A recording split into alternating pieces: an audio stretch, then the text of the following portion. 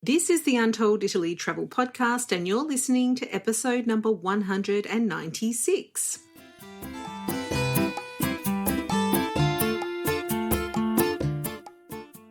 Ciao a tutti and benvenuti to Untold Italy, the travel podcast where you go to the towns and villages, mountains and lakes, hills and coastlines of Bella Italia. Each week your host, Katie Clark, takes you on a journey in search of magical landscapes, history, culture, wine, gelato, and of course, a whole lot of pasta. If you're dreaming of Italy and planning future adventures there, you've come to the right place.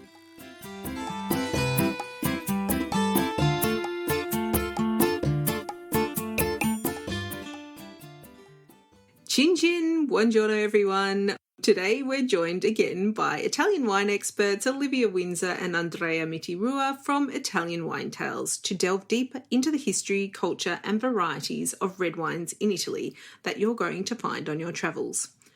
This is the third in our series on Italian wine. We've previously covered sparkling and white varieties, but I guess red wine is what Italy is best known for. And wow, do we need to cover a bit of ground.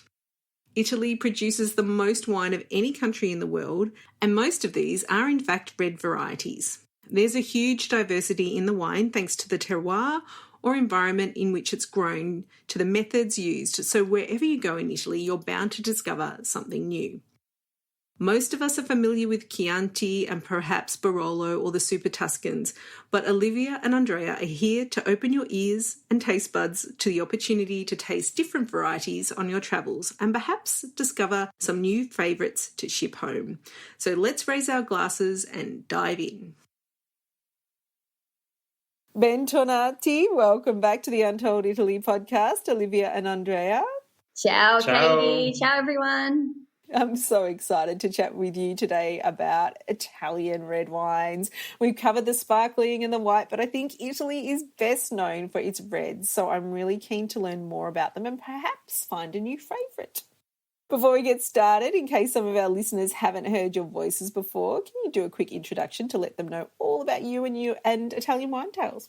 Ciao a tutti, I'm Andrea. I'm from Torino in the Piedmont region, and I'm now living in Rome with Liv. I am the co-founder of Italian Wine Tales, your 101 guide to Italian wines. Exactly. And I'm Olivia.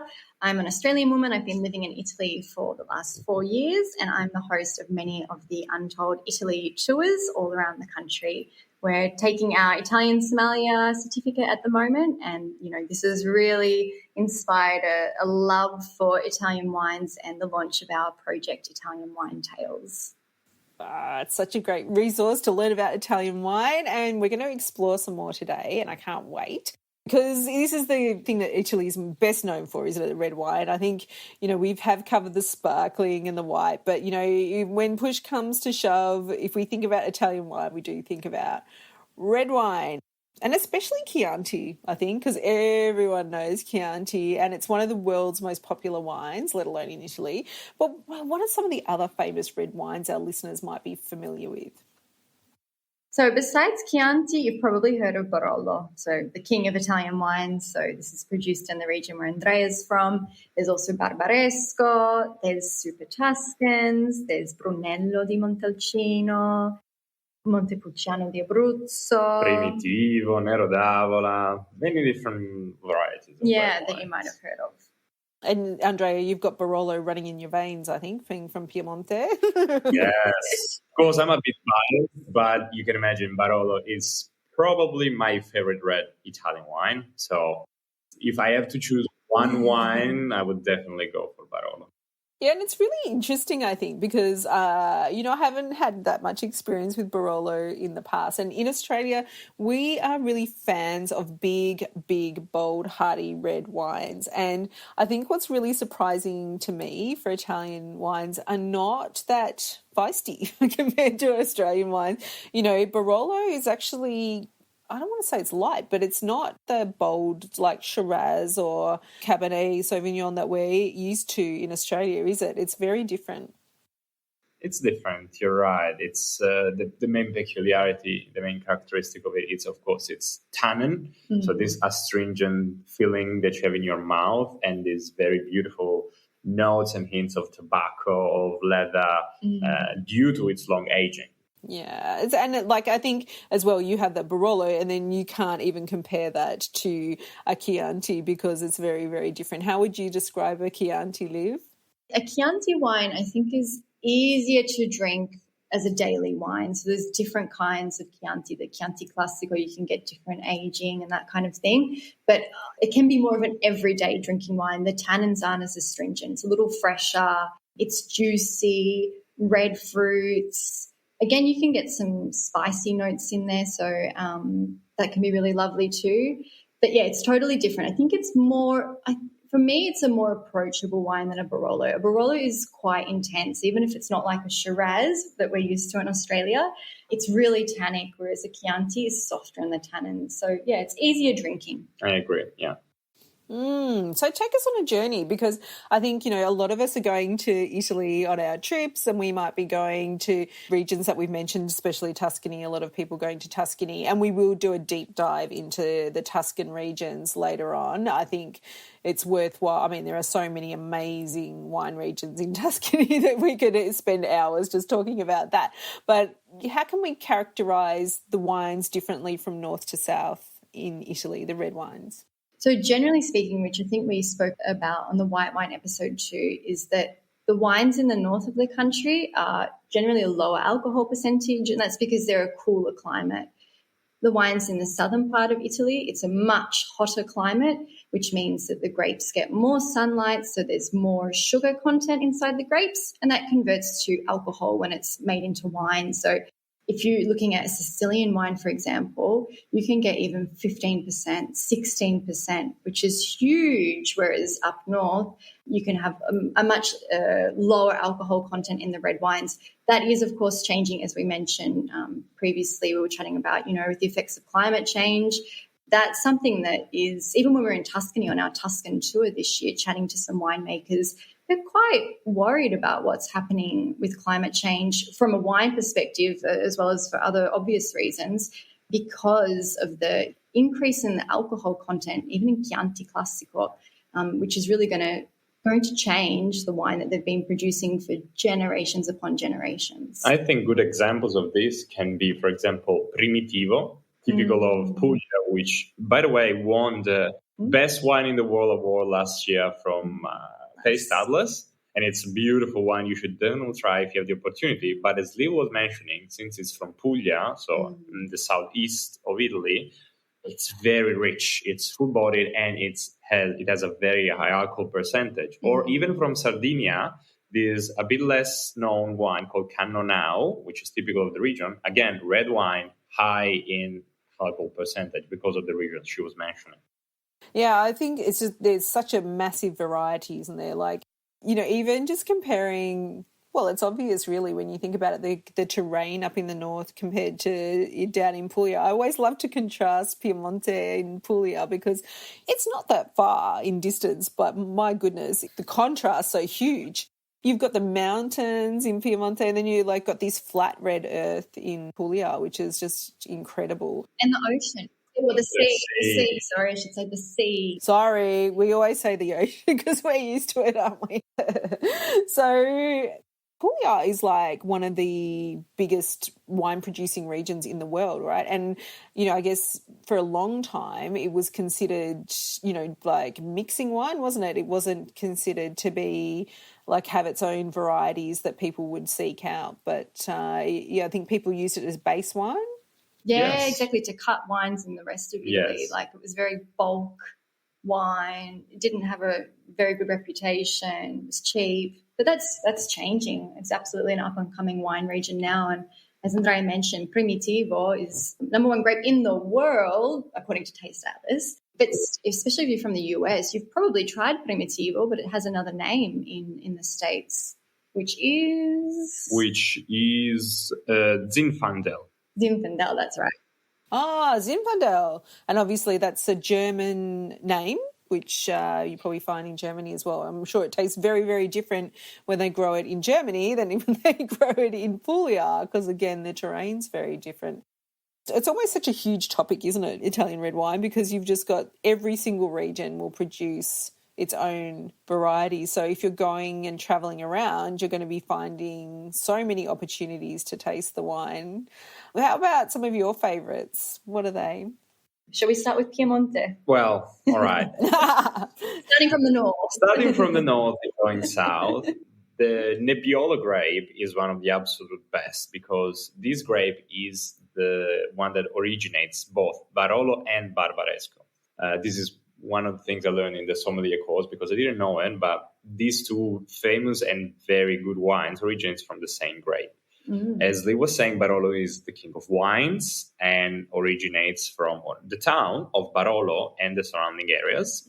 There is a little town called Barolo, and we would suggest you to go to Borgogno, the winemaker. They have a beautiful tasting spot at the top of the... It's on a terrace, yes, so you can look out all over the rolling hills. It's beautiful. And yeah, it's a really nice experience, and they speak English. So that's, it's a great one to visit. Helpful. And it's my favorite wine. It has a long aging period, and you will find this in the notes of tobacco, leather. You will have a long finish in the mouth. It's very tannic. You will have hints of red fruits such as sour cherry.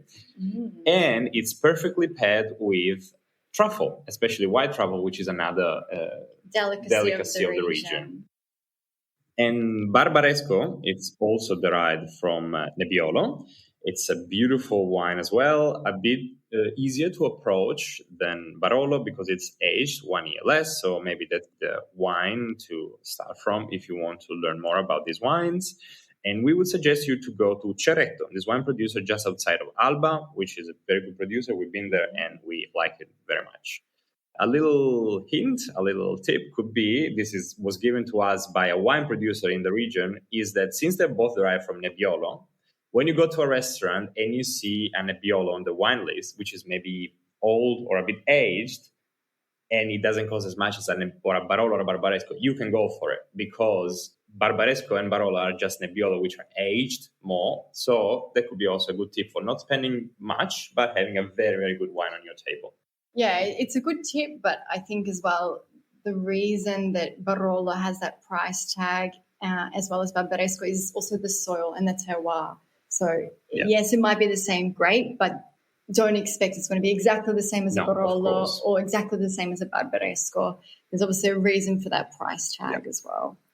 Yeah. Well, I mean, what I found really interesting when we were there earlier this year, Liv, was just the size of the vineyards. They're not very big, are they? Again, like we were talking about with the white wine varieties, and particularly in Liguria where they don't have much land, is, maybe there's something to be said for having small production because it forces you to be really focused on the quality. So it did force me to have a think because, typically when if you ever visit France in the Bordeaux region, for example, it's just like vines as far as the eye can see. I don't know that I was expecting that when we went to that region, but it's not what I was expecting to see all these tiny little vineyards dotted around. But I just found it really fascinating to learn about that and to understand, in some places, like they make wines and it's based on where the vines have been planted on the hills, and they compare which side of the hill the vines have been planted to create their different wines. I just thought, oh, wow, that's an attention to detail that's like taking it to a whole nother level that we couldn't even imagine, Yeah, and it's interesting because even Nebbiolo is grown in Australia too, and it tastes completely different to a Barolo when you're having one in Piedmont because, again, we're talking about different weather conditions, different soil, the terroir, and that's, as Katie's saying, like even within the Langhe region, which is where Barolo and Barbaresco are, it's a tiny area, but just having one vineyard here and another vineyard 10 minutes down the road, completely different. Yeah. Yeah, it's so fascinating just how people adapt what they're doing to the landscape and the soil and the weather conditions. Like, I feel as I tap away on my keyboard that I adjust myself to the conditions of the internet, but it's a totally different thing to be looking at Mother Nature and like adapting what you're doing to something that's like completely uncontrollable, but you still want to put some level of consistency in what you're doing. I find these people quite astonishing, and like their tenacity and their commitment to what they're doing is just unbelievable, because so much of it is outside of their control. Absolutely. Yeah. And I think, as well, especially in Piedmont, they are really blessed too with the soil there. It must be something magical in that soil, because they produce not just the Barolo and Barbaresco, but the truffles, the white truffle of Alba, which can't be farmed. So, that's native to that area. Even the hazelnut trees, they're considered the variety that they have in the Langhe, the best in the world. Yeah, so there's something magical in the soil up in Piedmont that also helps them produce these incredible wines. Maybe it's the water from the snow. I don't know. Who knows? Oh, well, coming down from the mountains nearby. Could be, yeah.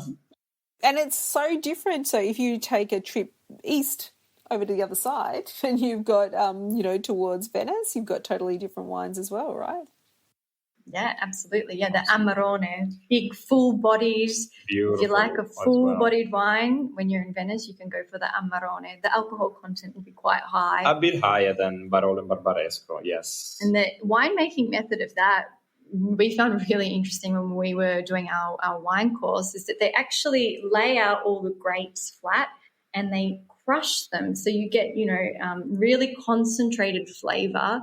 And also it's very labour intensive, because you only get like a drop maybe out of each grape. It's a very intense That's why process. It's more alcoholic, because once they dry, the sweetness and the sugar go up, and that converts into more alcohol once the wine is made.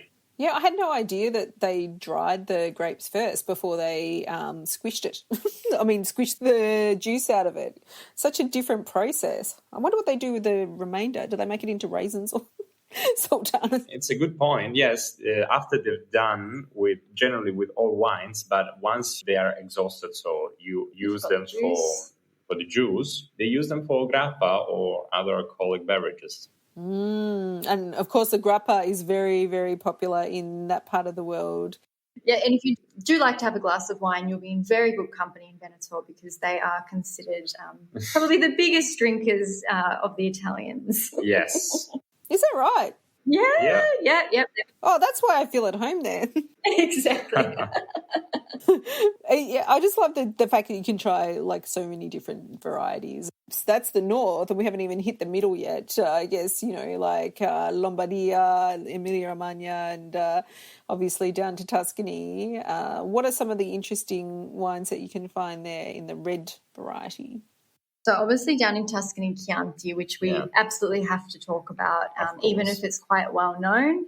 Chianti Classico is well known for an important reason. It's really drinkable. It's really delicious. And it's based on the Sangiovese grape. So again, we grow Sangiovese in Australia and in America. But as we've been mentioning, terroir, the soil, it's everything. So it's going to be different when you taste it in Italy. It's generally blended with a mix of some other red grapes, but they're very strict on the rules, and we'll get into that when we talk about the next wine variety in Tuscany too. What you can expect is cherry, violet, herbs, spice, a good freshness. It's a really good food wine too, which goes perfectly with all of the yummy wild boar pastas and all of the Tuscan cuisine. So, yeah, we love Chianti Classico, absolutely. And it's easy to spot too when you're traveling in Tuscany. You've probably seen this on the wine bottles. Because it has a specific symbol, which is a black rooster. And there's a nice story behind that. Yeah, it's interesting.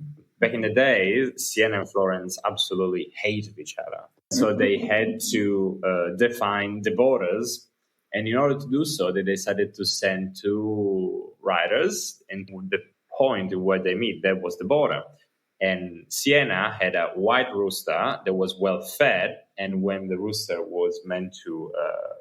they were meant to crow at dawn, but exactly. The Sienese rooster, he had a full belly, so he slept in a little bit. While the Firenze one, the Florentine one, was a black rooster and was not well fed at all. So he was starving. He crowed way before dawn, and that way the raider could leave before dawn and before his opponent. And when they met, they were just 12 kilometers outside of Siena. And in that way, Florence englobed or took the Chianti Hills in the Chianti region. That's why it's a black rooster. I knew there was a good reason to get up early. Yeah. Exactly. You can snag the wine region as well as everything else. Oh, I love it. That's such a good story. I mean, just around that area, you've got so many different red varieties. I mean, it's a little bit outrageous. I mean, they do a very good job of marketing their wares in Tuscany, but I think most people will just go for Chianti. But what else can we try in Tuscany? So there's Super Tuscans, which you might have heard of. They became really popular in the 80s especially. And I guess if you're Australian or American, you'll be really familiar with the grape varieties that go into making a Super Tuscan. So we're talking about Cabernet Sauvignon or Cab Sav if you're an Aussie, Merlot and Cabernet Franc. So they're mixed with Sangiovese, which at the time when the wine producers started doing this, some of them, it caused a big amount of controversy because they weren't following the disciplinarian rules for Chianti Classico. They really turned the wine on its head, I guess, and it's totally different to a Chianti Classico because they're using these other grape varieties. So probably the most famous Super Tuscan is from the Antinori winery, which I'm sure many of you have heard about if you come to Tuscany. It's a very popular winery to visit and, yeah, really worth visiting as well. Obviously, it's in English and it's a beautiful site to visit, and you can try both Chianti Classico as well as Super Tuscans there too, so you can compare and contrast as you stare out over the Tuscan hills. It's a pretty spectacular site there too, isn't it? It's a very modern building. And I think if you're familiar with maybe touring different wine regions in the United States or in some of them in Australia, that will feel very familiar to you actually. And we don't go to places like that on our tours. We tend to go to much smaller establishments, and it's a different vibe. I mean, it's always good to have a contrast of these different experiences as well, because I guess these guys are really good at giving you a very premium experience and probably one that you're more used to, especially if you've been to the Napa Valley or Hunter in California or the Hunter Valley in New South Wales in Australia. You're very used to that style of wine experience. But, you know, we kind of like the other one, other style, don't we, Liv? You know, we like it all, but we prefer the smaller producers.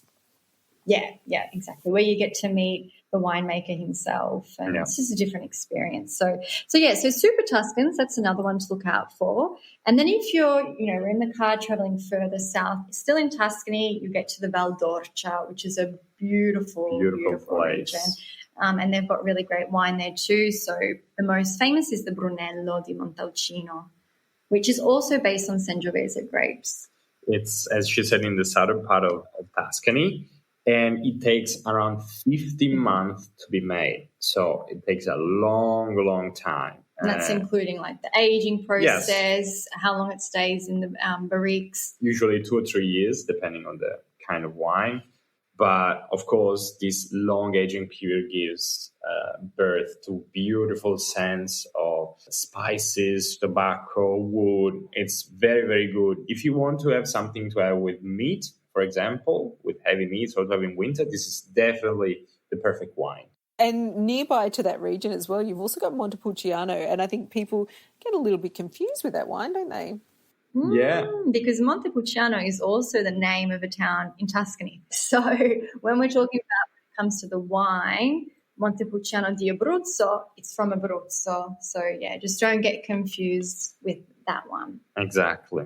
Because what's the wine that's produced in Montepulciano in Tuscany is more the Vino Nobile di Montepulciano, which is a different one. A different one again. Yes, it's always made from Sangiovese, as you can imagine, which is the dominant grape in the area, but it gives birth to a different wine because the terroir and the method of production are a bit different.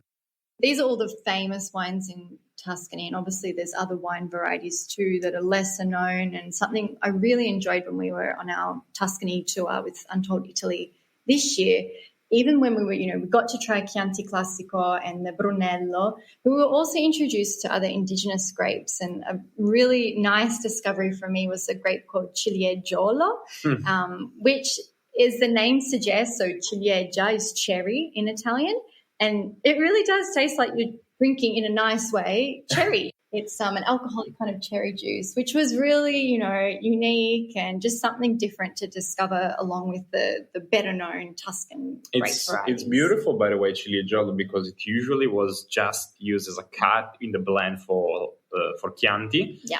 Where they use 80% Sangiovese and 20% of other grapes, and one of them was Ciliegiolo. But now they're starting to rediscover it a bit as a standalone grape. And it's beautiful. We tried it together, and it's easy to drink for an everyday everyday wine. And did our guests ship any of that one home, just out of interest? Oh, yeah. The current record to beat, I think, is 12 cases of wine. So good. I love it. I mean, and that's the thing as well. You can't buy these producers that we visit, you can't buy this stuff because they don't have an export license. So it has to be shipped individually over. And so you do have something very special and very unique to your experience in Italy because, I know the export license process is pretty tricky. So most of these people are not geared up to do international trade or Amazon deliveries. They're just small producers doing their thing, and they're really happy to share it with the world, but kind of on their own terms, right? Yeah, absolutely. Yes. It's piano, piano. Piano, exactly. Oh my goodness! What about the wines further south? We spoke a little bit about Puglia, but have you got anything else you want to share? Yes, we have Sicily, of course, with the infamous Nero d'Avola, which is the main red wine when it comes to Sicily. It is, again, very alcoholic, being from the south, around 15%, which is quite high. Yeah. And you can compare it to a Cabernet Sauvignon, Cab Sav, or a Syrah. They started, though, to make a bit fresher version, or like a bit lighter on the alcoholic side, with less tannins as well, because these red wines used to be very important with tannins, so this astringent feeling in your mouth. You will have hints of blackberries, sour cherries, sweet spices, and hummus, and it's quite salty because being mineral, yes. Being in Sicily, it takes a lot of sea breeze when it's growing and when it's harvested, and so you will find that in your glass as well. This is a red wine as well, so it can be aged if you like your wine to be a bit older with a bit of full body. Go for it. More gentle tannins. So that's the reason that we want to age red wines in the first place. Yeah. Is to soften the tannins out so they're not so astringent in the mouth. It goes so nicely with the eggplant dishes as well, doesn't it? And the caponata. And oh my gosh. Oh, I love a Nero d'Avola. And if you want to go to a winery and taste this when you're in Sicily, Planeta and Donna Fugata, two really big and well-known wineries that offer a really nice tasting experience. So, again, as we said, they're not a small family production, but they offer a good product and a good wine tour, and in English, of course, which is obviously really important that you understand the tour. Yeah. Planeta is quite widely available around the world too. I've got a little sneaky bottle downstairs. You won't be surprised about that. But yeah, I know I'm like a definitely salty type of person, like in terms of I love savoury things rather than sweet things. And so I totally get where you're coming from in the mineral, more dry flavour of that wine. Yeah, it's definitely something that appeals to me. Yeah. Absolutely. And then further south as well, or still, in south in Basilicata and Campania, you might be familiar with Aglianico, which is another really popular grape. And that's really nice if you like spice, like licorice. There's a lot of licorice in that, leather, violets, even prunes. Again, we're in the south. It's full-bodied. It's intense. If you're used to drinking, the Shiraz in Australia or something really full-on, then you're going to really like the Aglianico wine. As we were saying in our earlier episode on white wine, you really just try the local wine and just maybe describe what you like. I know a lot of people prefer something fruity or something dry, and so if you can describe or educate yourself a little bit on what your taste, your palate is like, or the wine that you like from where you're from, then you'll be able to help the sommelier, because it sounds like they've got more education on wine than I've got on mathematics. They'll be able to point you in the right direction. Absolutely, yeah. Just go into it with an open mind, and there's so many delicious wines waiting to be discovered. Italy does red wine really, really well. Yeah, and, you know, like what I've discovered is, you know, especially in recent years when I've been travelling with you, like I've come back and my confidence about ordering wine here in Australia is much higher because I have an understanding of what is happening, and it's actually a really good feeling. You're like, oh, maybe try that one. Yeah. And you can have a discussion with the sommelier, because I feel like sometimes it might be a bit daunting to talk to a sommelier if you feel like you don't know the baseline that you're coming from. And so I really appreciate these conversations as well, because you're giving us the really easy to understand way to describe the wines that we've been talking about. So it's a really much appreciated, because I guess it can be quite overwhelming and daunting for some people to think about wine. Yeah, absolutely. And there can be this element of kind of snobbiness around wine too in the wine world. Yeah. So, yeah, we really want to make sure that people are confident, and at the end of the day, it's about, you know, drinking delicious wines and find learning what you like best. Yeah. So just to circle back just quickly on Chianti, if you were, you know, like again, we mentioned that you can go into any supermarket in Italy and you can pick up a bottle of wine, and I'm sure you'll find Chianti there. What should we be looking for, and sort of the price points that we can look for? So the highest quality is Chianti Classico DOCG. So that's like the strictest regulations. Again, we've mentioned it before, if you look for Riserva, that's going to be aged for an even longer period of time. So if you want a really high quality Chianti, and just to pick off the shelf, look for a DOCG and a Riserva. That would be my two tips there. My suggestion would be to go with a Chianti that we very much like and has a very good balance between the quality and the price, which is Laura from Querceto di Castellina, which is a place we recommend you to go to try Chianti. They even do lovely dinners in the vineyard, so it's definitely a thing to experience. And their Chianti is called Laura, from the name of the mother of the producer. And we found this in Melbourne as well. So if you're listening us from Melbourne, there you go. And it's very, very good wine. Yeah, so you're not going to find that in a supermarket in Italy, but at an enoteca, so that's the Italian wine store, you might find that there, especially if you're in Tuscany. But otherwise, if you're in Melbourne, we know where to get it too. Yes. Well, you'll have to tell me that offline. Do you have any enotecas that you recommend as you're living in Rome? I know you're very much frequented round Testaccio, but maybe not everyone's getting there, but maybe in the centre or Trastevere, is there some places to go? In Trastevere, we really love Latterie Trastevere. They've got a really great selection of wines, not just from Lazio, but all over Italy. So definitely recommend that one. And you can pop in there too and have a glass of wine, have something to eat, like a snack. As we mentioned, Italians will never drink wine on an empty stomach, which I think is a very good policy to follow.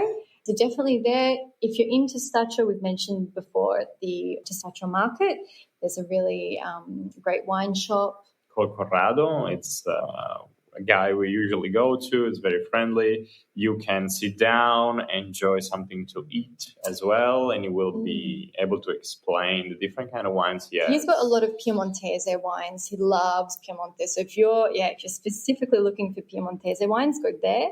Otherwise, in the centre, there's another enoteca called Il Goccetto, and they've got a really good offering of wines from all over Italy too. And again, you can have something to eat there as well. It's a really nice enoteca. Yeah. They're a great place to go, beautiful resource, and you can take full advantage of the expertise that's available there, as well as, you know, having a bite to eat, and you probably find something that you like, definitely. Oh, how wonderful. I love it.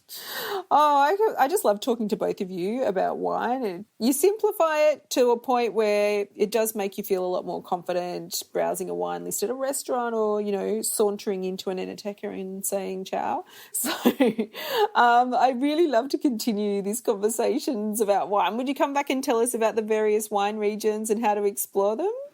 Oh, absolutely. We'd love that. Yeah, the biggest question will be which region first. Maybe we should do a poll. Maybe we should put a poll up. And if anyone's listening on Spotify, actually, I will put a poll up in the Spotify app. You can actually do a little poll and we can maybe choose from some of the, maybe Chianti, Barolo. What else could we throw in there? We'll brainstorm it and we'll put it into the show notes and also on Spotify. Spotify's got it's actually really cool the way they're doing that now. It's quite interactive. So take advantage of that if you're listening. Until we get to that episode, which will be the new ones about the regions, how can our listeners stay in touch with you and Italian Wine Tales? How can they do that? So you can find our website, italianwinetales.com. You can find us on Instagram and you can find us on Facebook. We've got a Facebook group called Italian Wine Lovers, so you can join there and ask questions if you're traveling, you want recommendations, wine tours. Feel free to join there. Yeah, or join our newsletter where we update you with our most recent tips and share our insight on the wines that we love. Amazing. And don't forget, if you're one of our lucky tour guests, you can take advantage of Liv's expertise to help you order wines. 12 cases was the record. I think we can beat that, don't you? Liv's in charge of choosing the wineries that we visit, and she's so particular about where we go, and she does an amazing job of choosing some very special places. So grazie, Liv and Andrea. Thank you for sharing your expertise with us on Untold Italy today.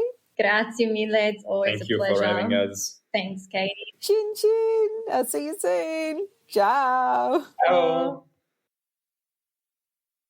Are you feeling a bit more confident to read an Italian wine list and order something new in Italy? I really hope so. I just love how Olivia and Andrea break down the often daunting world of wine selection into something that's easy to understand.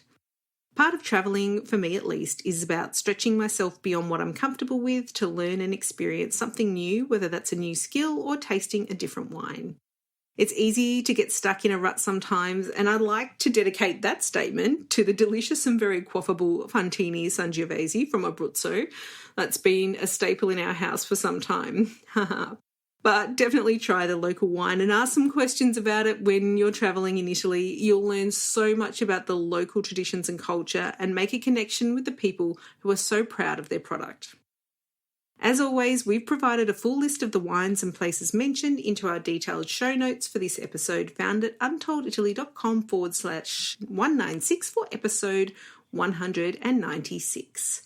Make sure you have a poke around our website while you're there. There are hundreds of articles designed to help you build your dream trip to Italy. We're very proud of the information we send out into the world. It's based on a love for Italy and checked regularly, so you know it's up to date. Grazie. Thanks to all our wonderful listeners for your ongoing support of Untold Italy. I hope you enjoyed today's show. If you did, then it would be amazing if you gave us a rating or review in your favourite podcast app. If you're using Apple Podcasts, then you need to go to the show page for Untold Italy, not the episode page, and scroll down until you see ratings and reviews. You can leave your 5-star review and message there. On next week's episode, we're taking another virtual trip to beautiful Italy to discover exactly what makes us want to return again and again. But until then, it's ciao for now. The Untold Italy podcast is an independent production. Podcast editing, audio production and website development by Mark Hatter, production assistance and content writing by the other Katie Clark. Yes, there are 2 of us. For more information about Untold Italy, please visit untolditaly.com.